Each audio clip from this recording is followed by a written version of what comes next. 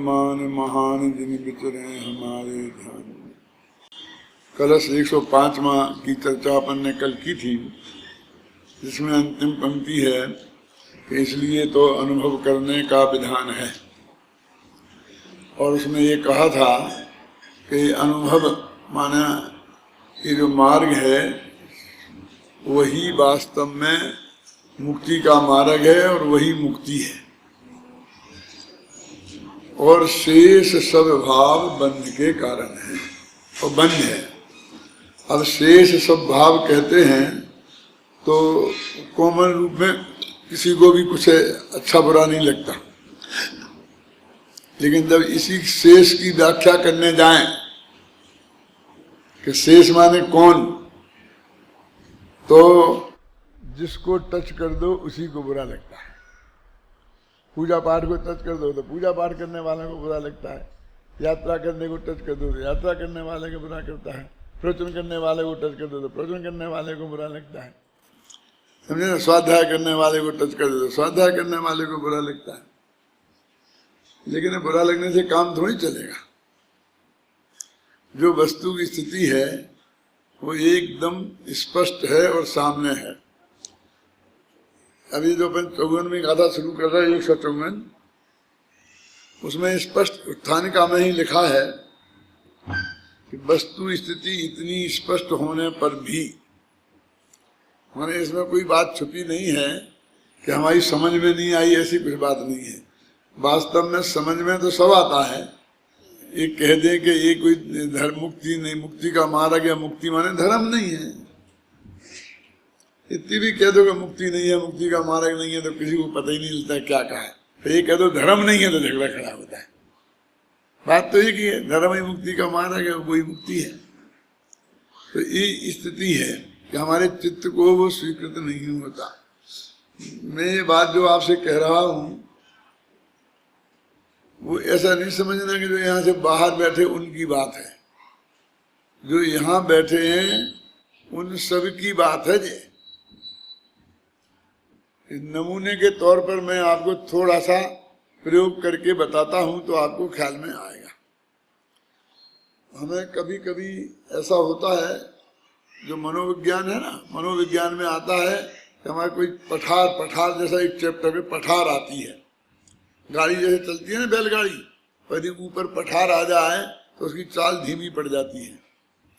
ऐसे ही सब कोई भी काम करते करते हमारे जीवन में वो पठार आती है, हर एक के में, और उस काम में एकदम गति हमारी मंद पड़ जाती है। जब मंद पड़ जाती है तो हम ऐसा अनुभव करते हैं कि हम तो बहुत भ्रष्ट हो गए, अभी हम मंदिर में भी रोजीना ढंग से नहीं जाते हैं तो सिर पटक के आ जाते हैं, स्वाध्याय नहीं करते हैं तो 2 पेज पढ़े और भाग जाते हैं। ऐसा खुद ही अंदर से फीलिंग होने लगती है। फिर कुछ दिनों में वो पठार निकल जाता है और फिर उत्साह आ जाता है। 2-2 घंटे स्वाध्याय करते हैं, 2 घंटे बहुत पूजन करते हैं और बहुत मतलब खान पान में भी एकदम बहुत सात्विकता बरतने लगते हैं। तो ये होता है तो बुरा है, ये मैं नहीं कह रहा हूँ, बहुत अच्छा है। लेकिन ऐसा होते ही मैं कुछ धर्मात्मा हो गया हूँ, पहले से बहुत सुधर गया हूँ, ऐसी भावना होती है कि नहीं? बस बोलो। उसी में शिथिलता आई थी तो मैं मनुष्योन्मुख में चला गया, मेरे को कुछ नहीं है, ना धर्म की रुचि नहीं लगी, ऐसा लगता है। और बस जरा वो उत्साह आया उसी में तो उसको लगा था मैं कुछ धर्मात्मा हूँ। आदि में आज भक्ति में खूब जोर जोर से गाया और फिर नाचने भी लग गया, पसीना से तरबतर हो गया, तो उस दिन तो वो लगता है मुझे आधा मोक्ष हो गया है। जबकि मोक्ष से नीचे जो जीव है ना, हीरे समित गुरु, तो कोई नाचता नहीं है, बेचारों उनका मोक्ष हो जाता है। ख्याल में है ना?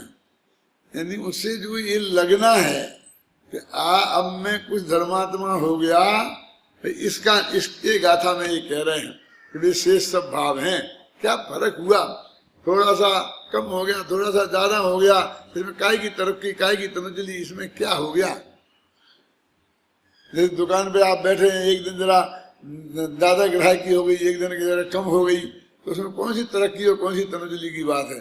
आखिर दिवाली पे आप हिसाब निकालते हो और जो बनता है वही तो मानते हो ना। किस दिन कम हुआ था, किस दिन ज्यादा हुआ था, उससे क्या मतलब? उससे हमारी उसमें हमारी धर्म बुद्धि है ऐसा लगता है। ये उसकी जांच है, इसकी जांच है कि क्या हो, शुभ भाव हो गया, थोड़ी शुभ क्रिया हो गई, अब भाव आ गया, 10-20 हजार का दान दे दिया,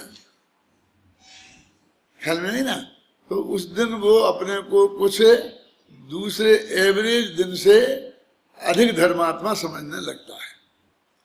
देखो शास्त्र का नियम तो यहां तक है कि 3 कसाय के अभाव रूप शुद्ध परिणति होती है मुनिराजों की,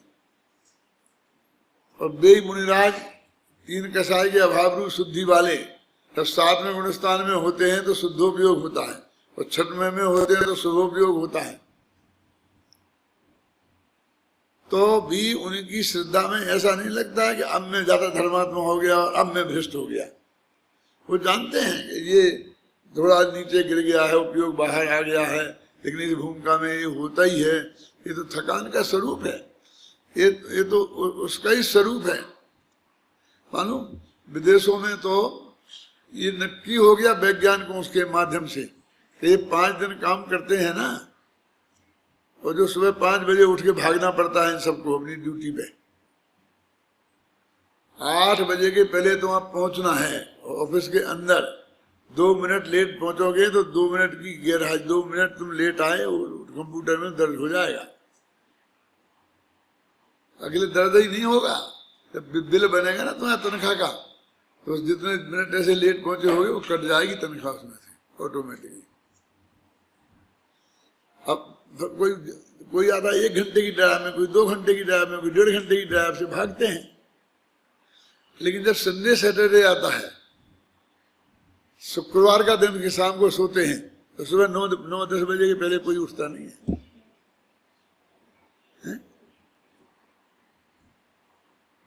कौन? शनिवार के सुबह और रविवार के सुबह, और शनिवार के शाम को 8 बजे सोने चले जाते हैं। शनिवार के शाम का कोई कार्यक्रम सफल नहीं हो सकता हुआ। क्यों? कि दूसरे दिन उन्हें फिर 5 बजे ड्यूटी पे जाना है, इसलिए जल्दी जाके जल्दी सो जाओ, क्योंकि पूर्व पर आराम नहीं मिलेगा तो हिंदुस्तान से जैसा तो है नहीं कि अपने गद्दी पे बैठे बैठे भी सोते रहेंगे, करते रहेंगे। वहां तो जम के काम करना पड़ता है, सब सो जाते हैं। तो मैं आपसे बोलता हूँ वो क्या क्यों कहते हैं? वो ये कहते हैं कि 5 दिन का एक काम करते जो एक रास्ता थी, यदि हम वो तोड़े नहीं 2 दिन यदि तोड़ेंगे नहीं तो फिर वो कैपेसिटी नहीं रहती आगे काम करने की। निरंतर काम करना अच्छा नहीं है, विज्ञान से सिद्ध हो गया। क्या एक दिन तो खूब सो मानते हैं, कुछ नहीं। अब अपने स्वाध्याय में भी ऐसा होता है, लेखन में भी ऐसा होता है। यदि आप नहीं गैप नहीं देंगे ना, ऐसा नहीं करेंगे तो फिर द्वारा वो काम की गति में धीमापन आ जाता है। तो वो इसे बोलते हैं मनोविज्ञान में पठार, अंग्रेजी में कुछ और बोलते होंगे, हैं? कि वो पठार आता है हर एक के उसमें, हर काम में।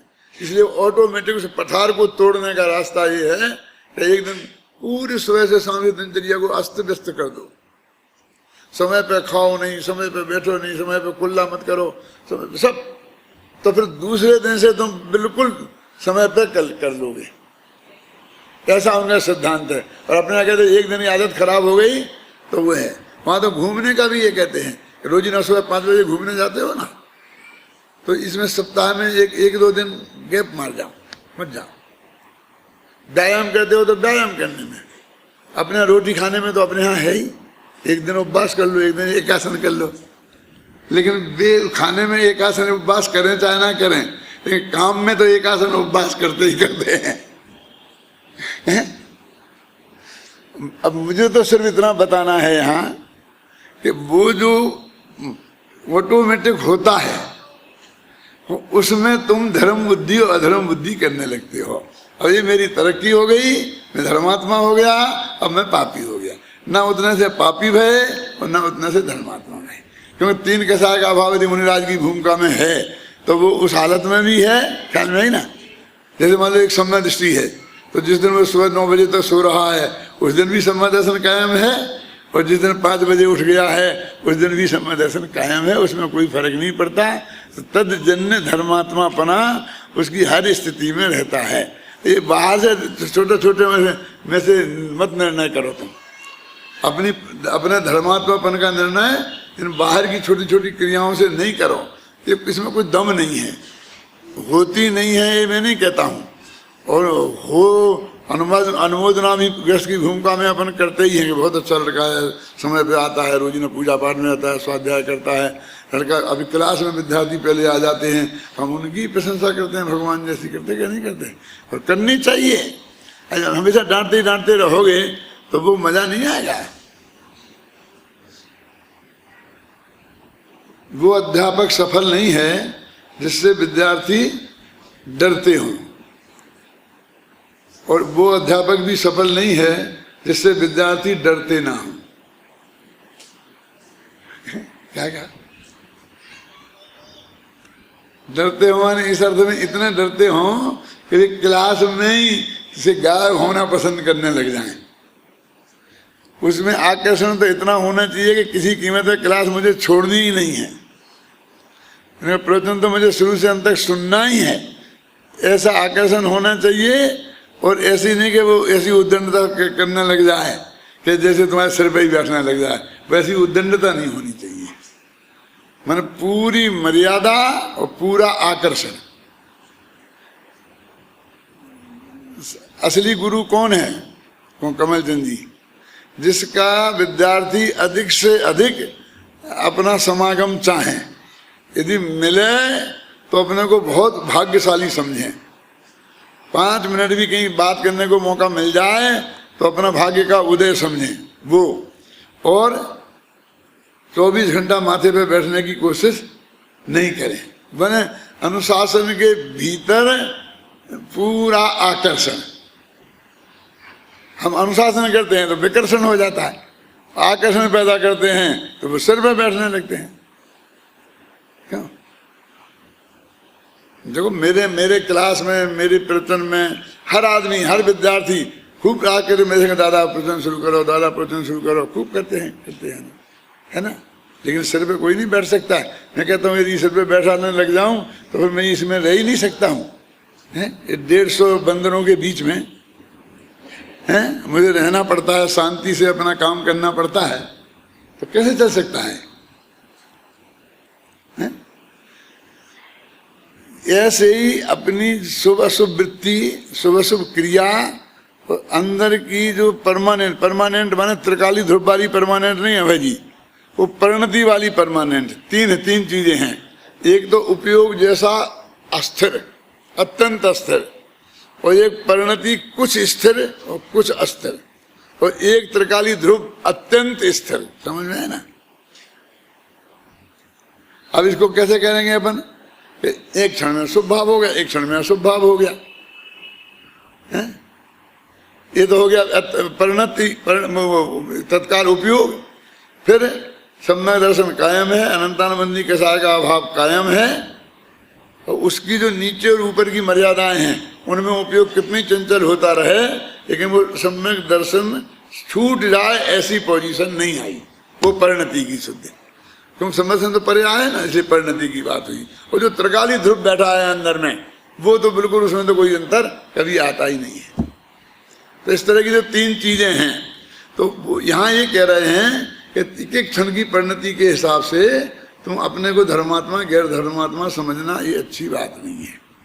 जो गाथा पढ़ते हैं, परमठ बाहिराजे ते अन्नानेन पुण्य में छंती संसार गमन हेदुम मोक्ष हेदुम अजानंता परमार्थ से है।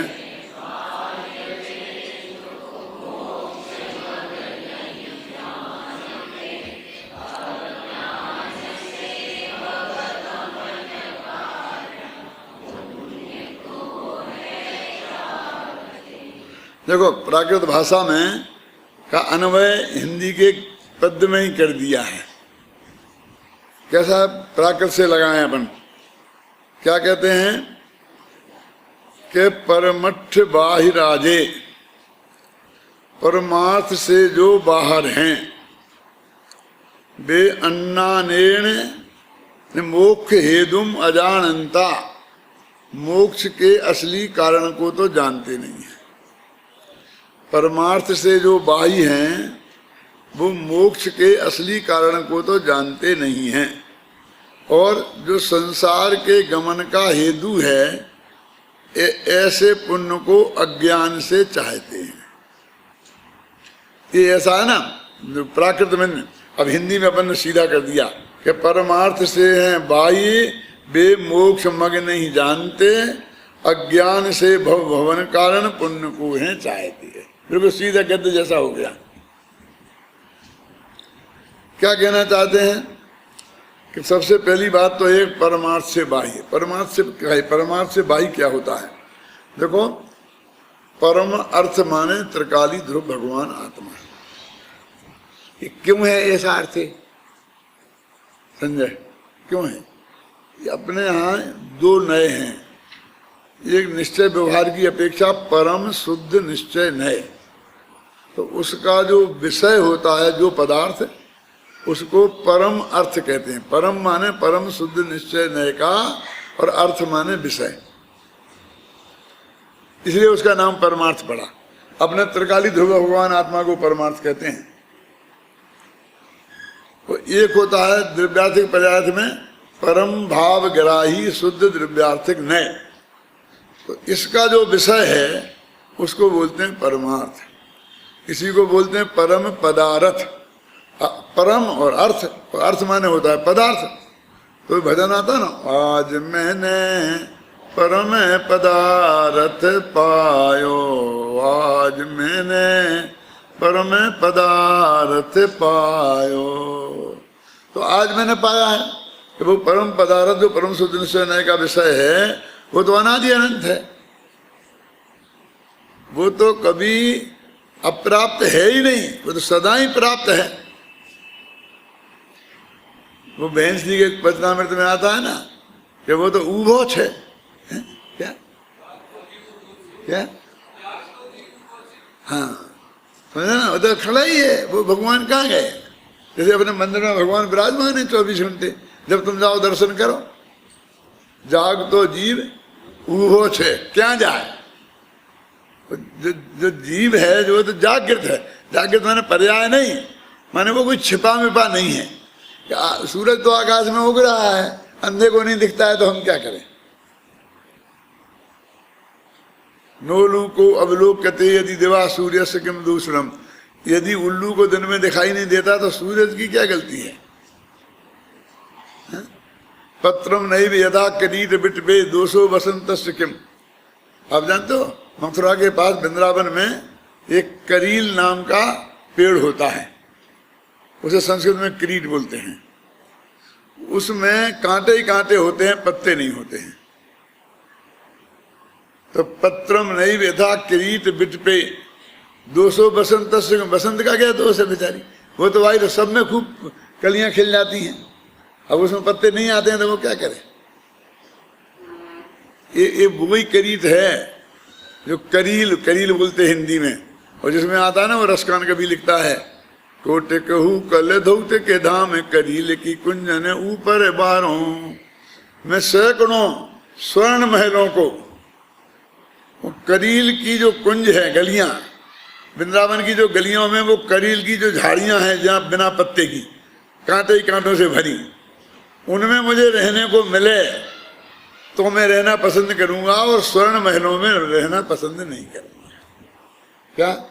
कोटे कहू कल धौत के धाम करील की कुंजन ऊपर बारों। आया समझे ना? कोटिक माने करोड़ों, कल धौत माने सोना। सोना माने कौन सा सोना? 100 टन का, 24 कैरेट का तपा हुआ सोना, उसे बोलते कल धौत। उसका पूरा मकान बनाओ, तो ऐसे करोड़ मकान हो। कोई कहे कि तुम्हें इनमें ये चाहिए कि करील की कुंज वे गलियां जहां पर कोई भी झाड़ी में पत्ता तक नहीं है और कांटे ही कांटे हैं, उन दोनों में से तुम कौन पसंद करोगे रहने के लिए? बोलो, इसमें क्या पूछना। लेकिन वो रसखान कभी कहता है कि मैं तो वो करील की कुंजों को पसंद करूंगा। तो क्यों पसंद करेगा तू? दुनिया तो पसंद करेगी ना, क्योंकि कभी इनमें जब यशोदा मैया पिटाई करती थी तो श्री कृष्ण इन कुंजों में आकर इन झाड़ियों के पीछे छिप जाते थे। क्या अच्छे समय में नहीं, पिटाई के डर से। तो इन करील के कुंजों को श्री कृष्ण का संयोग प्राप्त है। तो मैं उस जहां जहां श्री कृष्ण खड़ा होता था वो जगह में सोने के महलों से भी ज्यादा महत्वपूर्ण समझता हूं। इसे साहित्य की भावना में संबंध भावना बोलते हैं कि उसका वो संबंध इतना अधिक प्यारा है, श्री कृष्ण इतने अधिक प्यारे हैं कि जहां जहां वो खड़ा होता था, वो कितनी भी खराब जगह हो, वो मुझे पसंद है, वही मुझे पसंद है। ऐसे कहते हुए देखो, पर अब परमार्थ का समझे। अब कहते परमार्थ बाहिरा। अब अपन तो क्या कहते परम पदार्थ पायो। अब पाया क्या? वो तो अनादि अनंत है ही कि भैया अनादि अनंत तो था और है भी, लेकिन मैंने नहीं जाना था तो मैंने पाया नहीं था। जाना, पाया माने जाना, वो पाना माना कुछ नहीं है, बस जानना है। क्योंकि जागतो जीव तो उभो ही है, वो तो है ही, उसका नाम पाया। मैंने आज जाना, तो जिस पर्याय में जाना उस पर्याय में आनंद की वर्षा हो गई। क्या? तो वो कहते परम पदार्थ, परमार्थ बाहिरा, परमार्थ से जो बाहर हैं, माने वो जो उसको नहीं जानते हैं, बस इतनी सी बात है तो सबके पास, पर उसे जो नहीं जानते हैं वे लोग जो संसार गमन हेतु, संसार के गमन का कारण है, और ऐसा पुण्य भाव अज्ञान से उसे चाहते हैं। क्यों चाहते हैं? क्योंकि मोक्ष हेतुम अजानंता, वे मोक्ष के हेतु को नहीं जानते, इसको ही मोक्ष का हेतु समझते हैं, इसलिए वो चाहते हैं। वो कहते हैं बात इतनी स्पष्ट है जो पीछे कह के आए ना। अब वो निष्कर्ष का कलश प्रस्तुत करने के बाद, निष्कर्ष की गाथा प्रस्तुत करने के बाद 50वीं गाथा में क्या आए थे? क्या क्या आए थे 150वीं में? रत्तो बंदति कम्मम जीवो मुंचति विराग संपत्तो एसो जनो विदेशो तम्मा कम्मेषु मारज्य। रागी जी बंधता है, रत्तो बंदति कम्मम, और जीवो मुंचति विराग संपत्तो, जो वैराग से संपन्न है वो जीव मुक्ति को प्राप्त होता है। बस ऐसो जनोपदेश, बस भगवान ने तो इतनी सी बात कही थी, बस ऐसो जनोपदेशो, भगवान ने तो क्लियर शब्दों में ये बात कही थी। इसलिए मैं कहता हूं तम्मा कम्मेषु मां रज्जय, इसलिए तुम पुण्य कर्म में पाप कर्म में राग मत करो। अब इतनी स्पष्ट हो जाने के बाद भी ये जीव अज्ञान से, वो उनकी बात करते करते और समझ लो संसारी जीवों पर करुणा आ गई तो उनकी बात करने लगे। मोक्ष हेतु अजानंता, देखो जो जीव परमार्थ से बाही हैं और मोक्ष के वास्तविक हेतु को न जानते हुए अज्ञान से संसार गमन का हेतु होने पर भी मोक्ष का हेतु समझकर पुण्य को चाहते हैं। माने ये जानते हैं ये मोक्ष का कारण है। देखो वैसे चाहना इतना बड़ा पाप नहीं है, घबराना नहीं। पुण्य की इच्छा ज्ञानियों को भी हो सकती है। क्या? इच्छा होना वो चारित्र का दोष है, और उसे मुक्ति का कारण जानकर चाहना ये श्रद्धा का दोष है। और हम क्या समझते हैं अभी कि हाँ हम पुण्य को संसार के भोगों के लिए चाहना ये बुरा है, लेकिन हम मोक्ष के लिए पुण्य को चाहें तो अच्छा है ना। और हम ऐसा कहता भी है, पूजनों में तो बहुत आता है क्या, इंद्रादि के पद नहीं चाहूं, विषयन में नहीं लोभाऊं, रागादि के दोष हरीजे, अरे माता मैं निज पाद दीजे। तो बहुत बहुत खुश हो के थे, कितनी बढ़िया बात, कितनी बढ़िया मांग करी है, कितनी बढ़िया मांग करी है, लेकिन ऐसी मांग करी है जो असंभव है। ज्ञानी जीव तो जानते हैं कि भगवान तुम्हारे रागादि हरण करने वाले हैं ही नहीं, कोई एक दूसरे के रागादि का हरण कोई आज तक कर ही नहीं पाया है। और मैं तो अपना पद चाहता हूँ, अब तुम्हारा पद तुम ही लोगे, कोई तुम्हें देने वाला है नहीं। इंद्रादिक पद नहीं चाहता हूँ, तो हम तो बहुत अच्छा मानते हैं कि नहीं मानते इसी रूप में, लेकिन वो कहते हैं कि जिस काम की वजह से तू ये कह रहा है, काय के बदले में, तेरी भक्ति के बदले में क्या, तो वो तो उससे तो मिलते नहीं हैं। तो ऐसे कहने से क्या, तुम बहुत बड़ा तीर मान लिया। अरे वे थोड़े अच्छे हैं, घबराना नहीं। कौन कि जो मिलता है उसको तो मांगते हैं, उस पुण्य से भी भोग मिलते हैं। देखा ना, पुण्यम भोग निमित्तम अज्ञानियों के, अभी उन्हीं को ही मांग रहे। तो तुम अपने को ज्ञानी बना करके और उसमें जो चीज उनसे मिलनी ही नहीं है वो मांग रहे हैं, और अपने को बड़ा समझ रहे हैं। अपने तो बहुत स्पष्ट है, जो पंचाशी काय की 137 गाथा है, कौन सी है जिसका टोडरमल जी ने कोट किया है, क्या है, कहा हे भगवान, उसमें लिखा है कि तीव्र भक्ति तो अज्ञानियों के होती है, सुनना,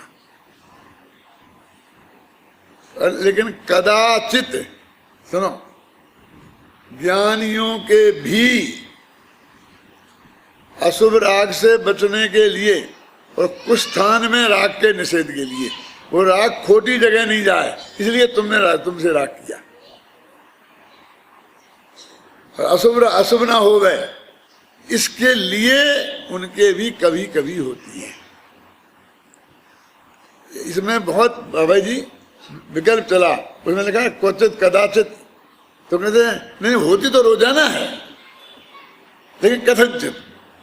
हाँ, तो कथनचित ही अर्थ किया उसका, लेकिन कथनचित का अर्थ क्या है, मैंने बहुत डिक्शनरियां देखी और सब जगह से देखा, तो सब कुछ निष्कर्ष पे पहुंचा हूं कि बहुत स्पष्ट अर्थ ये है कि कभी कभी होती है, सदा नहीं होती। और हमें कहना चाहते हैं कि सदा होती है। अब वो भले ही उसे कथन कह दो, चाहे उपाधि नहीं मानता होगा, ऐसे अरुचिपूर्वक करता होगा, ऐसा कुछ नहीं, अरुचिपूर्वक करता, खूब जम के नाचता है, खूब खुशी खुशी नाचता है, लेकिन वो श्रद्धा में और चारित्र में जो फर्क है वो हम नहीं समझना चाहते, वो समझते नहीं है। ये अनिवार्य नहीं है, भले ही लिख दिया होगा किसी ने कि देव पूजा गुरु उपासती स्वाध्याय संयमस्तपा दानश्चेति ग्रस्तानाम सत्कर्माणि दिने दिने, ये रोजीना है, अनिवार्य है, ऐसा नहीं है, बिल्कुल नहीं है। अब जब मिट गया, हमारे मंदिर में लिखा रखी थी मैंने, एक छंद लिखा रखा था, कहाँ, अपने नीचे वाले मंदिर में। अब वो मिट तो गया, लेकिन वो कहाँ लिखा था, कैसा लिखा था, टाइप कैसे थे, कलर कैसा था, वो मुझे अभी भी दिखाई दे रहा है। वो मेरे ज्ञान में टंकित है। अभी द्वारा उधर लिखा पाऊंगा कि नहीं लिखा पाऊंगा, क्या होगा, देखते हैं क्या बनता है।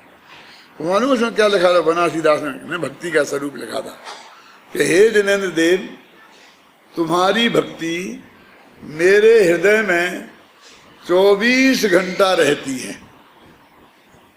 अब 24 घंटे वाली भक्ति खोजो। ये आधे घंटे वाली शाम का जो प्रोग्राम है, क्या बजे से क्या बजे तक है, वो बजे से बजे तक वाली नहीं, 24 घंटे वाली भक्ति।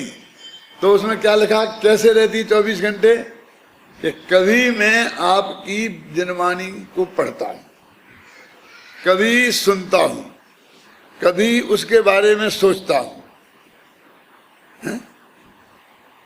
ऐसे बहुत बहुत सुबह से शाम तक जो भगवान की संदर्भ में जो जो सब क्रियाएं हो रही हैं मेरी और भाव हो रहे हैं, वो सब तुम्हारी भक्ति ही तो है।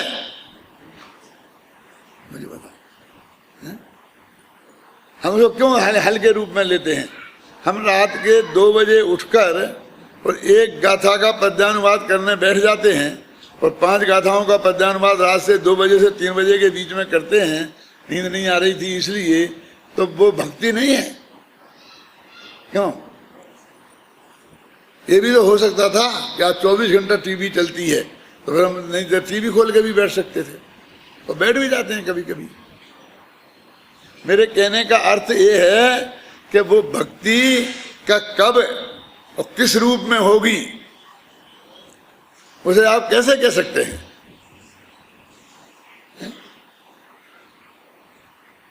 है ना? वो उसने लगा मैं तो 24 घंटा हम इतना लिख रहे, हम बोल रहे, हम बता रहे, हम समझ रहे, हम पढ़ रहे, ये सब हम तो कहते झाड़ू लगा रहे, ये टेबल लगा रहे, यहाँ ये गद्दी लगा रहे, ये बढ़िया से बढ़िया व्यवस्थित समय पर हो, विद्यार्थियों को बुला रहे कि चलो टाइम हो गया प्रतियों चलो।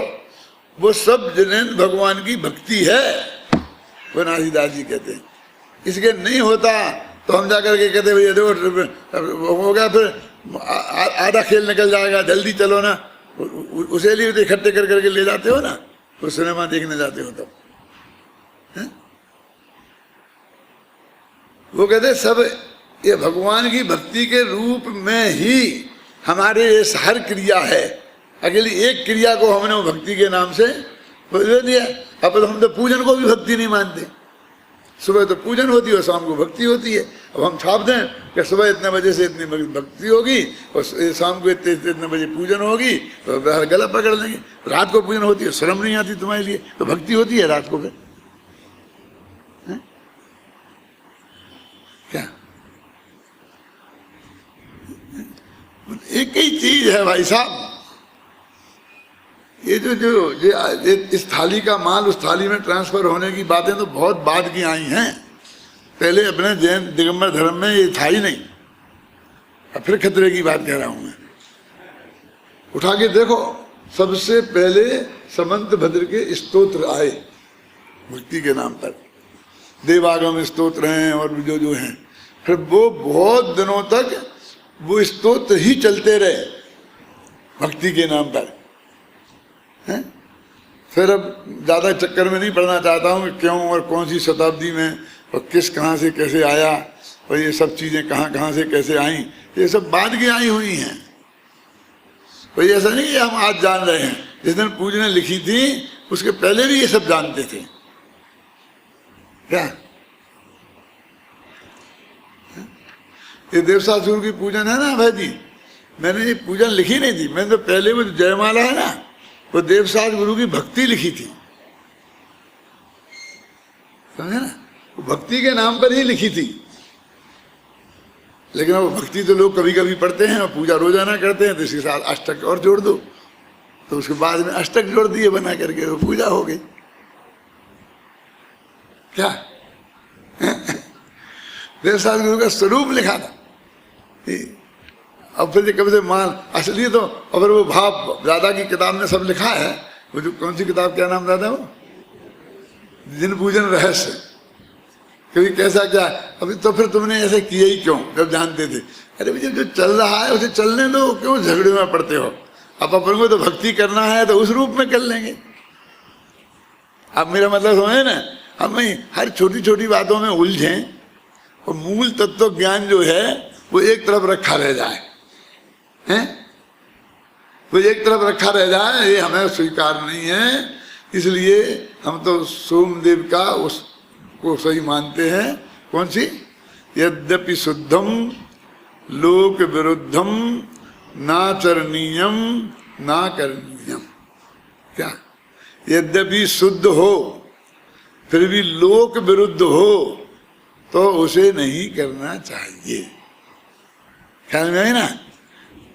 इसलिए भैया सुबह शाम को बस वो भक्तियाँ पढ़ लेंगे और पूजन सुबह पढ़ लेंगे। अब जगत में यही चल रहा है तो हमें क्या बिगड़ता है? हमें तो कोई राग देश उनमें है नहीं। वो भी भगवान की भक्ति है, वो भी भगवान की भक्ति है ना? अब हम उसका परंपराओं का क्यों तोड़ें? मुफ्त में आफत मोल क्यों लें, है संघर्ष क्यों लें, कोई प्रयोजनभूत बात हो तो अवश्य लेंगे। इस गाथा में यह कहा जा रहा है कि जो जीव परमार्थ से बाही हैं, अर्थात आत्मा के वास्तविक स्वरूप को नहीं जानते, वे जीव मुक्ति प्राप्त करने का वास्तविक उपाय तो जानते नहीं हैं, और जो पुण्य संसार परिभ्रमण का कारण है उसे मुक्ति का मार्ग समझकर चलने लगते हैं, उसे ही अपनाकर यह समझते हैं कि हम मुक्ति के मार्ग में चल रहे हैं। ऐसे जीवों को कभी भी मुक्ति की प्राप्ति संभव नहीं है। इस गाथा का भाव आत्मख्याति में इस प्रकार स्पष्ट किया गया है। आत्मख्याति अमृतचंद के द्वारा लिखी हुई संस्कृत की टीका का नाम है। समस्त कर्मों के पक्ष के क्षय से प्राप्त होने वाले आत्म लाभ रूप मोक्ष की अभिलाषा करके तथा मोक्ष की कारणभूत सम्मत दर्शन ज्ञान चारित्र स्वभाव वाली तथा परमार्थ भूत ज्ञान भवन मात्र एकाग्रता लक्षण वाली समय सार भूत सामायिक की प्रतिज्ञा करके भी, अभी देखो मचंद्राचार्य टीका करने का तरीका तो देखो, परमार्थ से बाही का अर्थ कर रहे हैं, क्या कर रहे हैं कि समस्त कर्मों का पक्ष के क्षय से। अब इस समस्त कर्मों का क्षय नहीं है, आराध्य क्या है, काय का क्षय है, एकांत कि इससे हो जाएगा, ऐसा जो पक्ष है उसका क्षय करके समस्त कर्मों के पक्ष के क्षय से प्राप्त होने वाले कर्मों का पक्ष निपट जाए तो उससे जो आत्मलाभ रूप मोक्ष, मोक्ष की परिभाषा क्या की कि अपने आत्मा की उपलब्धि, आत्मलाभ रूप मोक्ष की अभिलाषा करके भी ये लिखा ना वहां पर टोडामल जी ने कि इसने प्रतिज्ञा तो शुद्धोपयोग की ली थी, है ना, और अब उलझ गया शुभोपयोग में, तो वो कहते अपराध हो गई ना, प्रतिज्ञा भंग हो गई। अब इसको कौन प्रतिज्ञा भंग मानता है, क्यों, रात्रि में पानी नहीं पीने की प्रतिज्ञा ले ली और फिर 7 साढ़े 7 बजे तक नहीं अभी तो है उजीला, और पी लिया और भंग नहीं भई, आधा घंटे बाद चला गया पाँव में तो भंग हो गई। इसको जो प्रतिज्ञा भंग मानते हैं वे क्या समझे, कोई भी मुनि सुनना, एक हमने तो नहीं ली थी प्रतिज्ञा, तुम्हारे कहने से क्या होता है, मुनि दीक्षा का अर्थ ही ये है कि वो शुद्धोपयोग की प्रतिज्ञा लेता है। 6वां गुणस्थान बाद में होता है, पहले 7वां होता है। अब आज की हालत है, न देने वाला जाने न लेने वाला जाने कि वो शुद्धोपयोग की चिड़िया का नाम है, कि तुमने प्रतिज्ञा ली थी कि मैं शुद्धोपयोग में जाऊंगा, अब भूल ही गए, बात ही नहीं करते।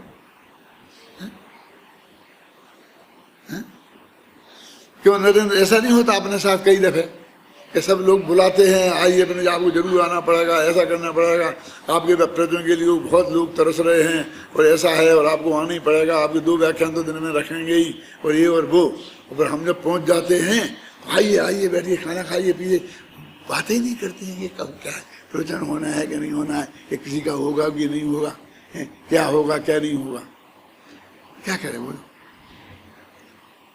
कई जगह भोगा है, अत्यंत नजदीक के लोग वो चाय पानी ही पूछते, हम कहते प्रवचन कार्यक्रम क्या है, हम तो उतरते ही गाड़ी में से सबसे पहले पूछते हैं कि भैया कार्यक्रम क्या है, माने हमारा कार्यक्रम क्या है। उसका अर्थ ये है कि जिससे हम उस हिसाब से तैयार होके और आपकी ड्यूटी पे हाजिर हो जाएं समय पर। हाँ कार्यक्रम है ना, वो जुलूस निकल रहा है ना, वो हो रहा है ना, फिर भोजन होगा, इसमें ये होगा, अरे वो तो ठीक है लेकिन कार्यक्रम वो को 3 दिन निकल जाए क्यों दादाजी जी, पर वो उसमें कार्यक्रम में हो ही नहीं, उन्हें विकल्प ही नहीं है कि हमने कुछ कहा था, कि हमने काय के लिए इन्हें बुलाया था, वे कितना काम छोड़ के किस काम के लिए आए हैं, विकल्प ही नहीं है। तब खोल के हाँ मैं बात करता हूँ, क्या बात करता है, ये तो पहले से नक्की होना चाहिए था ना, क्या बात करता है, किससे बात करता है, नहीं आपका भी रखा जाएगा, ऐसी बात नहीं रखा जाएगा, थोड़ा बहुत तो रखा ही जाएगा, कभी ना कभी तो रखा ही जाएगा।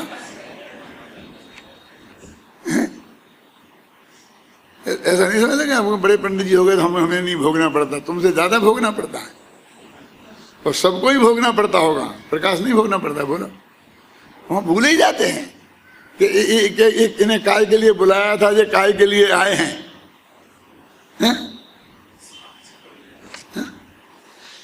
तो समस्त कर्मों के पक्ष के क्षय से प्राप्त होने वाले आत्मलाभ रूप मोक्ष की अभिलाषा करके और मोक्ष की कारणभूत सम्मदर्शन ज्ञान चारित्र स्वभाव वाली परमार्थभूत ज्ञान भवन मात्र एकाग्रता लक्षण वाली समय सारभूत सामायिक, ये सामायिक की परिभाषा देखो, ये सामायिक है। प्रतिज्ञा करके भी जो जीव दुरंत कसाय चक्र से पार करने की नपुंसकता के कारण परमार्थभूत ज्ञान के भवन मात्र सामायिक रूप आत्म स्वभाव को प्राप्त न होते हुए अत्यंत स्थूल संक्लेश परिणाम रूप कर्मों से निवृत्त होने पर भी अत्यंत स्थूल विशुद्ध परिणाम रूप, अत्यंत स्थूल है विशुद्ध परिणाम कर्मों में प्रवर्त रहे हैं। बे अब बे की बात शुरू होगी, ऐसे उन जीवों की क्वालिटी बताई है जी।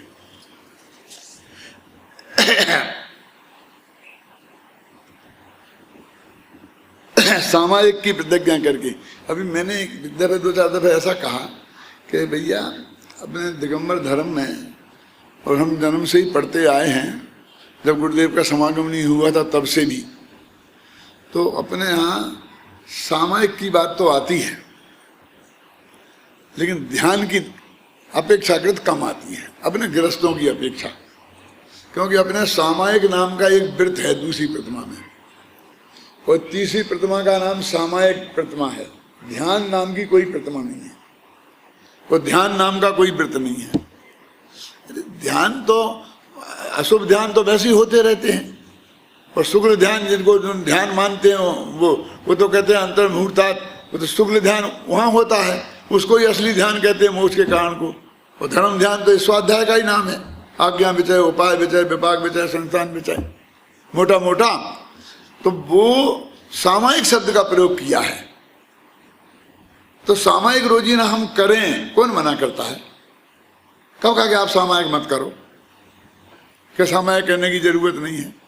और सामायिक की लिखी ना प्रतिज्ञा करके, उनका तो नियम है कि मुनिनाथ 6 घड़ी सुबह, 6 घड़ी दोपहर, 6 घड़ी शाम को, और शाम अनुवृत्ति 4 घड़ी सुबह, 4 घड़ी दोपहर, 4 घड़ी शाम को।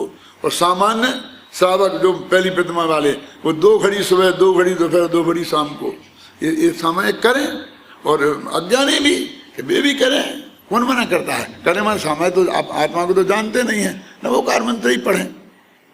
अपने है ना परंपरा है, हर एक आदमी, सब महिलाएं पढ़ती है ना, तो किसी ने कहा कि तुम कल से सामायिक नहीं कर रहे, लेकिन उसे बड़ा नाम दे के, ध्यान नाम दे के, जो ध्यान साक्षात मुक्ति का कारण है, और फिर उसके फल बताना कि ब्लड प्रेशर कम होना, ये होना, हम तो उससे जो गलत प्रवृत्ति है उसका निषेध करते हैं। ये जो सामायिक नाम की जो चीज है, इसमें लिखा ना सामायिक की प्रतिज्ञा करके, ये तो रोजीना की करने की चीज है। और आप ये सब जानते हैं, हम क्या जानते हैं कि अंतर मुहूर्त तक रह जाए, माना 2 घड़ी, 2 घड़ी कम से कम 2 घड़ी रखी ना, 2 घड़ी, 4 घड़ी और 6 घड़ी, एक घड़ी वाली नहीं है। घड़ी माने 24 मिनट, घड़ी माने 24 मिनट, घड़ी माने जो घड़ी में समझना, वो घड़ी नहीं, घड़ी माने 24 मिनट, घड़ी माने 24 मिनट में 2 घड़ी माने 48 मिनट, माने अंतर मुहूर्त, माने अंतर मुहूर्त के बिना तो मोक्ष होता नहीं, इसलिए अपन उससे कम का उद्देश्य नहीं रखना। अब भले ही एक क्षण को भी शुद्धोपयोग उसमें ना हो पाए तो हम आगे पीछे नवोकार मंत्र पढ़ें और भी चिंतन करें। मैं तो कहता हूँ चिंतन ही ज्यादा करें, क्योंकि ये पाठ के लिए हमने अलग से बनाया है ना। अब पूजन में भी तो हमने पाठ ही किया है, और जब पाठ ही तो किया है तो उसे कुछ थोड़ा अलग रहने दो ना। क्यों? हमारी क्या दिक्कत है कि हमने सामायिक के लिए मान लीजिए 20 मिनट निकाले, तो नक्की कर लेंगे एक नवोकार मंत्र की माला फेरना, वो 108 दफे पूरी करना। उसे नवोकार मंत्र कैसे बोलते हैं मुझे सबका कच्चा चिट्ठा मालूम है। यहाँ पर जब अभी खत्म होगा ना प्रवचन और खड़े होके मोक्ष जब नवोकार मंत्र सब जने पढ़ेंगे तो मैं भी पढ़ता हूँ, तो जब तक मेरा 3 दफे में पूरा होता है तब तक आप 9 दफे करके जय श्री राम करके खड़े हो जाते हैं।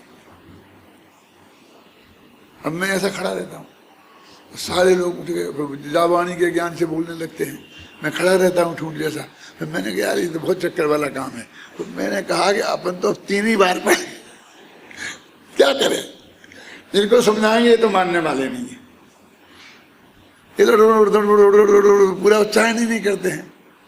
फिर हमने शुरू किया, ऐसे नहीं कोई नहीं बोलेगा, यहाँ स्पीकर पे एक लड़का बोलेगा और हम उसे देखेंगे पढ़ेंगे, उसे भी कहा देख बिल्कुल एक शब्द उच्चारण सही करके बोलने का, जैसा बड़े दादा पढ़ा रहे ना वैसा बड़ा कायदे से वैसा बोलने का है। वो बोलेगा तो फिर उतने गुना समय लगता है, आप खुद देखते कि नहीं देखते हो। तो ऐसा कोर्स नक्की कर दिया, ये नमोकार मंत्र पढ़ेगा, ये करेगा वो करेगा, फिर एक भक्तामर का पाठ शुरू कर दिया, फिर हमने और तरक्की करी, तो हमने 20 मिनट के 40 मिनट कर दिए, तो उसमें एक ही भाव स्तोत्र रोज लगा दो, अच्छा बहुत अच्छा है। फिर हमने 1 घंटा किया, तो फिर एक और जोड़ दो, फिर हमने 1.5 घंटा किया, तो मालाएं 3 फेर लो ना। उसको 1 मिनट शांति से सोचने के लिए चैन से नहीं बैठने देंगे, पूरा कोर्स बताएंगे। अब देखो शास्त्र की बात बताता हूं मैं आपको, मैंने जो पढ़ा था बचपन में 8 वर्ष की उम्र में वो बता रहा हूं मैं आपको। ये कांजी स्वामी का इसमें कुछ नहीं है, इस अर्थ में नहीं कह रहा हूं कि उनका कुछ नहीं है, उल्टा अर्थ में कह रहा ये बता रहा हूं कि हमारे पहले चलता था कि सामायिक की एक विधि है। वो विधि कैसी है कि पहले अच्छी तरह से जमीन देखे, वहां कोई जीव जंतु ना हो, फिर वहां चटाई बिछाए, फिर चारों दिशाओं में खड़े होकर के 3-3 दफे नमोकार मंत्र बोले, ऐसे ऐसे आवर्त करे, फिर ऐसा ऐसा करे, है ना, आप समझ गए ना आप। वो हमने पढ़ी थी 8 वर्ष की उम्र में, ऐसा ऐसा करके फिर बैठ के सामायिक करे, और जब सामायिक पूरी हो जाए तो फिर उठ के अंत में वो ये क्रिया फिर दोहराए, है ना, ये विधि थी। तो अब देखो असली विधि में तो सिर्फ शुरू और अंत में वो नमोकार मंत्र का जाप है, बीच में नहीं है। और बीच में क्या, कुछ नहीं है। बीच में जो तुमको आध घंटा 1 घंटा करना है वो तत्व का चिंतन करो, अपनी भाषा में करो जो तुमने सीखा है। लेकिन हमने वो बीच की पूरी भर्ती भर दी। अब वो भी क्यों है, जब मैं तब से सोच रहा हूं, इसलिए है कि पहले जमीन देखे कि किसी कीड़े मकोड़े पे बैठ गया तो उसका तो मोक्ष हो ही जाएगा। लेकिन यदि वो नहीं मर पाया और उसने तुम्हें काट लिया तो तुम्हारी सामाजिक एक तरफ रखी रहेगी। माने 2 ही, उसकी भी सुरक्षा और अपनी भी सुरक्षा। इसलिए निर्जंतु जगह से देखो, है ना, साफ कर लो, फिर उसे चटाई बिछाओ, फिर ये जो चारों तरफ करने का है ना, वो चारों तरफ देखो निर्विघ्न वातावरण है कि नहीं। अब यहाँ बाजे बज रहे, यहाँ शादी के फेरे पड़ रहे, यहाँ ये हो रहा, यानी वो चारों तरफ वो ऐसा चक्कर काटने का और कोई मतलब नहीं है भाई जी। ये मेरा चिंतन उसी वक्त का है कि वो चारों तरफ देख के निर्विघ्न जगह सोचो। फिर बाद में तुम्हें उपसर्ग आ जाए, मुनिराज भी, पहले तो वो बिल्कुल निर्विघ्न निर्जंतु जगह देखते हैं। निर्जन, निर्जंतु और निर्विघ्न 3 चीजें हो गई ना। क्या क्या भाई, तुम होशियार बहुत हो, बोलो बोलो, अरे तीनों का अर्थ बताओ। हाँ, और भय नहीं हो, भय काय का, तो फिर सुनाता हूँ, घबराना नहीं। तो सचमुच तुम्हें होशियार समझ गई, पूछा और तुमने बहुत अच्छा जवाब दिया। लेकिन फिर बताता हूँ, निर्जन माने आदमी ना हो, आदमी, जन माने जनता, स्त्री पुरुष ना हो, निर्जन। फिर निर्जंतु, इसमें कीड़े मकोड़े ना हो, समझे। निर्जन, निर्जंतु और निर्विघ्न, चारों तरफ कोई विघ्न ना हो। 3 चीजें होगी। फिर कहता हूं, कल तुमसे पूछूंगा। निर्जन, निर्जंतु और निर्विघ्न, तो ये वो चारों तरफ देख रहा है, वो ये चारों तरफ ये चीज देख रहा है, इसलिए है। अब नमोकार मंत्र बोलता जा रहा है अपना, और इस तरह से चारों तरफ में 12 दफे हो जाएगा, 9 दफे हो जाएगा, जो भी हो जाएगा। तो चारों तरफ निर्विघ्न जगह देखकर और सुखासन से, पद्मासन से तुम आसानी से लग जाए तो वो भी सुखासन है। यदि आसानी से नहीं लगे तो जैसा लगे वो भी सुखासन है, लेकिन तू जैसा बैठा वो सुखासन नहीं है। क्या समझे ना? फिर अपना चिंतन करो। तो इसका कहाँ निषेध है? दौड़ते दौड़ते सम्मर्शन हो जाएगा, ये हम कब कहते हैं? दौड़ते दौड़ते भी हो सकता है, लेकिन बहुत रेयर केस में। लेकिन ये तो शांति से बैठना, इसका कौन निषेध करता है? निषेध तो नाक की नोक को देखने का करते हैं, आती जाती सांस को देखने का करते हैं, खम्बा को देखने का करते हैं, जो हमारी विधि में कहीं नहीं लिखा। और उसका नाम भैया ध्यान बहुत बड़ी चीज है, जिससे केवल ज्ञान हो उसको ध्यान कहते हैं। वैसे तो और ध्यान हो तो ध्यान भी ध्यान है, उनका वर्णन है, लेकिन अपने यहाँ अपनी हैसियत के हिसाब से वो सामायिक मुनि तक के लिए वो रोजाना ध्यान नहीं, रोजीना सामायिक है। 3 टाइम सामायिक, इतना टाइम है क्या नहीं है? तो अपन वो सामायिक शब्द कोई बुरा लग रहा है, ध्यान ज्यादा अच्छा है। अरे सामायिक जैसा महानता तो किसी शब्द में नहीं है। समय माने भगवान आत्मा, और आत्मा माने आत्मा संबंधी चिंतन, उसका नाम सामायिक। लेकिन बोलते सामाजिक, क्या विचार करो सामाजिक समस्याओं का, तो सामाजिक हो गया ना, ऐसे ये सामायिक।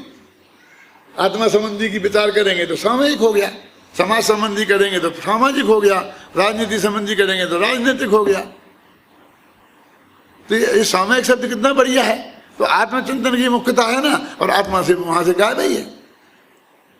और हम विरोध करते हैं, और तुम उसका नाम ध्यान समझ दो, ध्यान देना, ये करना, ये करना, ये। अरे ध्यान तो बहुत महान है और बहुत स्थूल है। तुम ध्यान से सुनो मेरी बात, ये बच्चे ध्यान से सुनते ही नहीं है। कल से समय पर आना, रोटी समय पर खाना, ये भी ध्यान से करवाया जाता है। ये ध्यान से सब बात में ध्यान रखवाया जाता है कि नहीं रखवाया जाता है? तो इसे ध्यान शब्द का प्रयोग तो कहाँ कहाँ होता है। इसलिए मैं कहता हूँ वो परम पवित्र बहुत महान शब्द है, जो जिसको इसी भव में केवल ज्ञान होना हो, वो असली ध्यान की बात है। आप जानते हैं 2 ही आसन जैन धर्म में प्रमुख हैं। समय हो गया, मैं मालूम है कौन कौन से, एक पद्मासन और एक खड्गासन। और खड्गासन भी अपने लिए नहीं है, तद्भव मोक्षगामियों के लिए है, चौथे काल वालों के लिए भी नहीं है। क्योंकि उनका वज्र विषम नाराज सैनन होता है, सारा उपयोग उसमें से हट जाए तो भी वज्र जैसा खड़ा रहेगा, खंबे जैसा वो शरीर हटेगा नहीं, इसलिए। और हमें तो आंखें बंद कर ली और खड़े हो गए तो फड़ाम से गिर जाएंगे। डॉक्टर कहता आंखें बंद करके खड़े नहीं होना, आंखें बंद करते ही चक्कर आता है, माथा फूट जाएगा।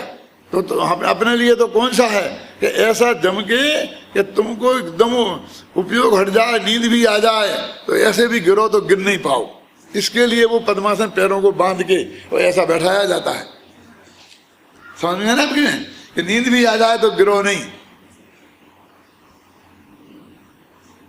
वो उनका है। तो एक ही आसन है,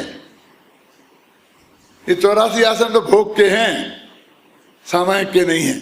एक पैर के बल खड़े हैं, अंगूठा के बल खड़े हैं, और बड़े तपस्वी हैं, बड़े ध्यानी हैं। क्या ध्यान है? वो अंगूठा पे ध्यान नहीं रखे तो 1 मिनट में गिर जाए। ये जो तुम 9 दफा नवोकार मंत्र बोलने को खड़े होते हो ना, और आंखें बंद करके खड़े हो जाओ ढंग से, तो अच्छे से अच्छे लोग गिर जाएंगे। डॉक्टरों से पूछ लेना जो मैं आपसे कह रहा हूं। सामायिक तो अपने यहाँ है ना, आत्मानुभूति जो होती है वो चित्त की एकाग्रता के बिना होती है क्या?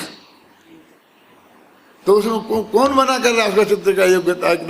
उसके नाम पे न मालूम क्या क्या जो शुरू हो गया है, कूड़ा करकट। निषेध तो कूड़ा करकट का है।